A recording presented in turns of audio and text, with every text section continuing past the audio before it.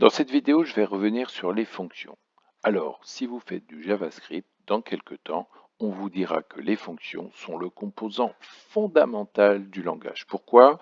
Parce que la fonction va servir à créer des instances avec la chaîne de prototypes. Mettons ça de côté, c'est lorsque nous aurons à faire de l'héritage par prototype que nous verrons cet aspect des fonctions. Pour l'instant, faisons simple. Une fonction, c'est un ensemble d'instructions qui est réutilisable. C'est pour ça que nous créons des fonctions. Nous ne voulons pas être un perroquet pour effectuer quoi? Une tâche, un calcul et renvoyer la valeur.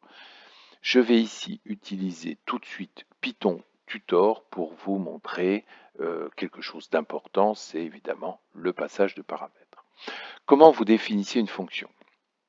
Nous verrons qu'il y a des fonctions anonymes dans quelques temps, mais pour l'instant, vous utilisez le mot function, qui est un mot réservé, return également. Fonction, vous allez donner un nom, par exemple ici int pour incrément, et vous aurez une liste de paramètres.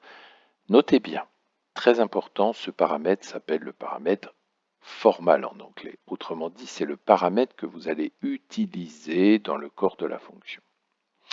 Return est également très important, c'est un mot-clé du langage. Les fonctions vont renvoyer des valeurs en utilisant donc ce mot-clé. Il met fin à l'exécution de la fonction et renvoie la valeur spécifiée qui est à l'endroit de l'appel. Une erreur courante, c'est d'oublier ce mot return, auquel cas la fonction retournera une valeur qui est non définie par défaut. Attention, premier challenge, voici la déclaration. Et voici son exécution. Que vaut la valeur de num? Top.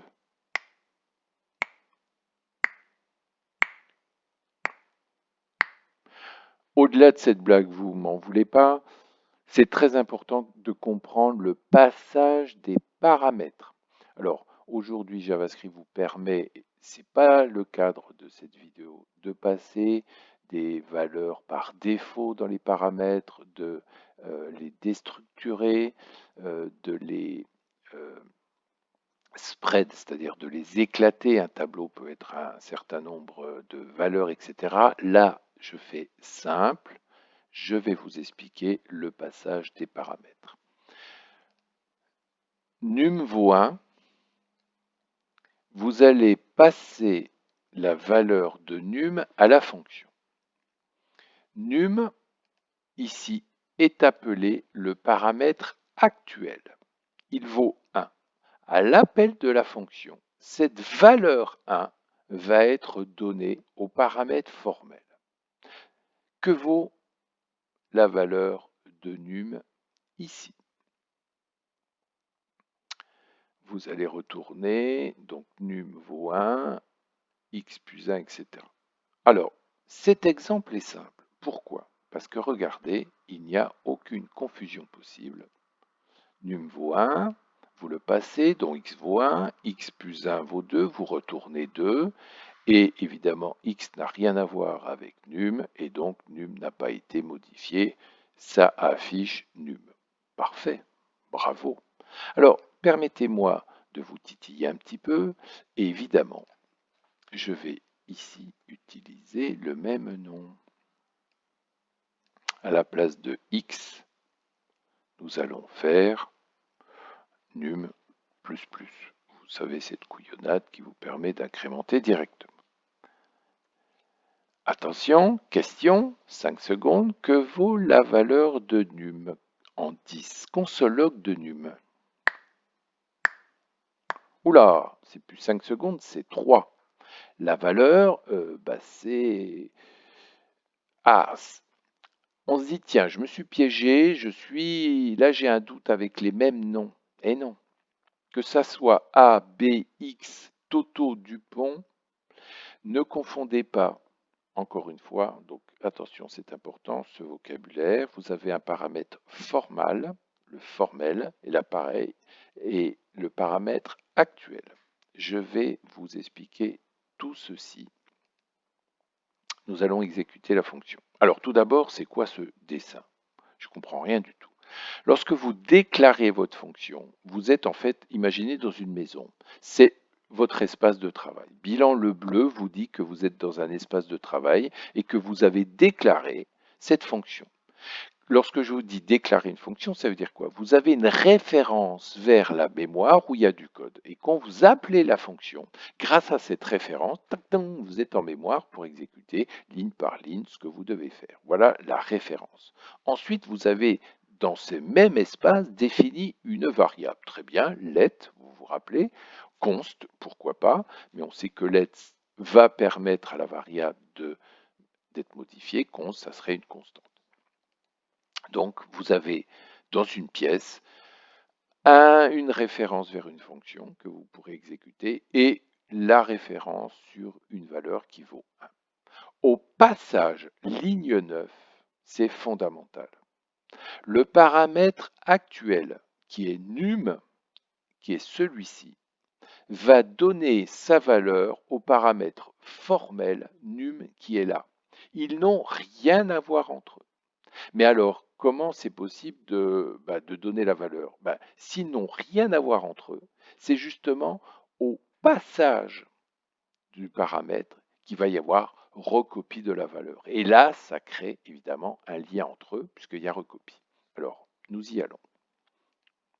Oula, chose très importante dans tout langage, vous étiez dans une pièce, par exemple votre maison, et lorsque vous rentrez dans une fonction en JavaScript, c'est comme si vous rentriez dans une nouvelle pièce. Et il y a d'ailleurs une clé. Vous fermez la porte. Bilan, vous allez protéger vos variables. Et num, regardez ici, c'est une variable qui n'est pas visible de l'extérieur. Par contre, chose géniale, ça s'appelle la portée des variables. Dans cette fonction incrément, vous allez pouvoir regarder les variables qui sont dans la maison.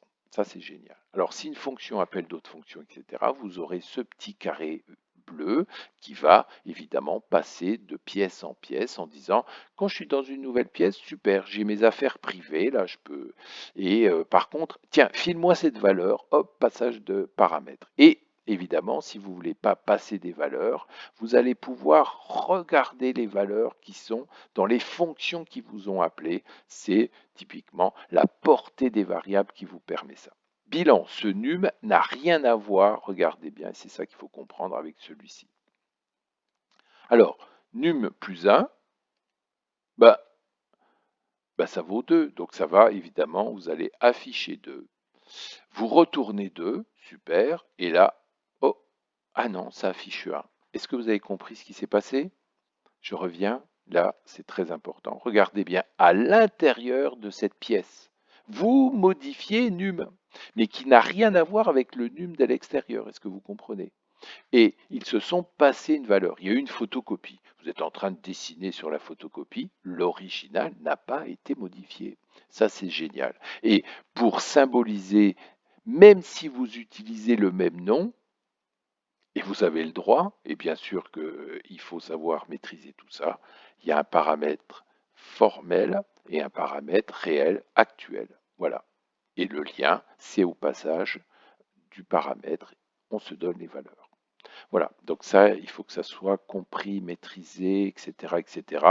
Et moi, lorsque j'ai débuté, ça me paraissait compliqué, je mettais X. Comme ça, X n'a rien à voir avec num et je comprenais mieux les choses. Non, non, vous pouvez mettre le même nom, ils sont différents.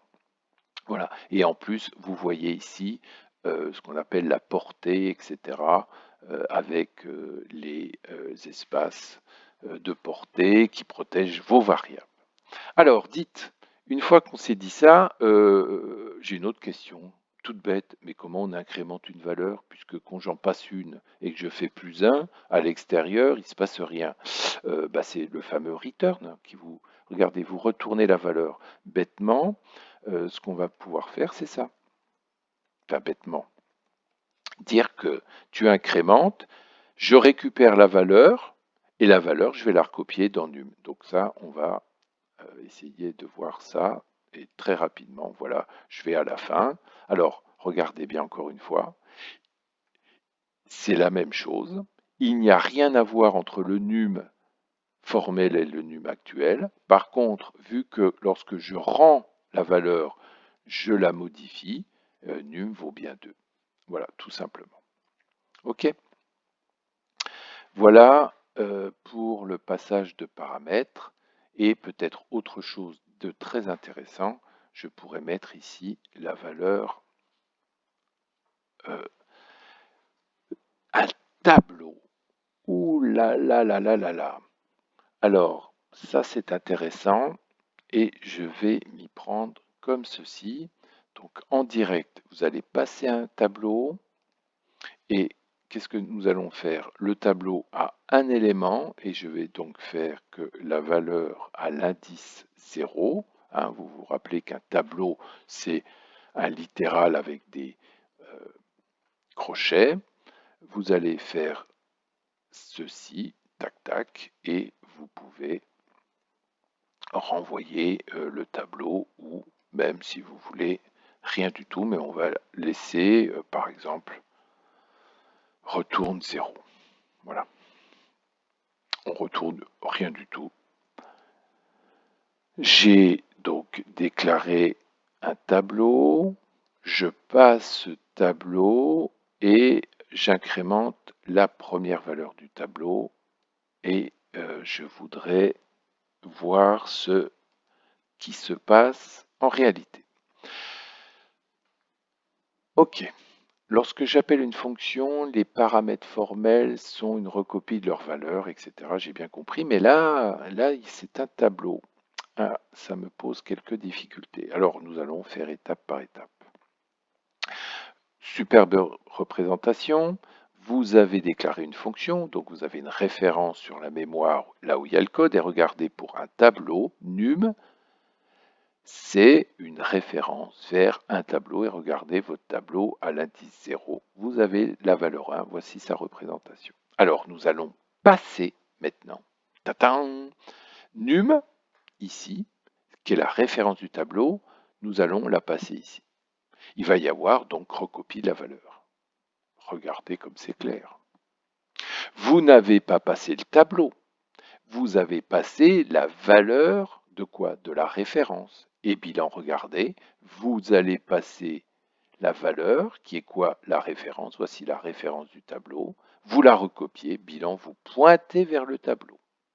Donc, dans votre pièce secrète, on vous a donné le numéro de téléphone de quelqu'un. Vous pouvez accéder à ce quelqu'un. Donc ici, on vous a donné la référence d'un tableau. Vous pointez dessus, vous pouvez l'utiliser. Et ligne numéro 2, ce qui est pointé par ce tableau à l'indice 0, je prends sa valeur et je fais plus 1. Bilan, 1 devient 2. Vous retournez 0, très bien. Vous allez avoir fini l'exécution de votre fonction, autrement dit, vous quittez la pièce comme si vous aviez fait le ménage, il n'y a plus rien, etc., etc. Vous quittez. Que s'est-il passé? Il y a modification du tableau. Et comment c'est possible puisque tout à l'heure, je n'ai pas pu modifier une valeur? Non, parce que vous avez joué avec la copie de la valeur. Ici, on a joué avec la copie de la valeur qui est la référence du tableau. Et donc, vous avez pu atteindre le tableau. Voici une chose excessivement importante, effectivement, à maîtriser. Je vous laisse méditer sur ces deux exemples de paramètres, de passage de paramètres. Pour le reste, vous saviez définir une fonction, vous saviez définir des paramètres et vous saviez évidemment l'intérêt des fonctions, c'est d'éviter d'être un perroquet.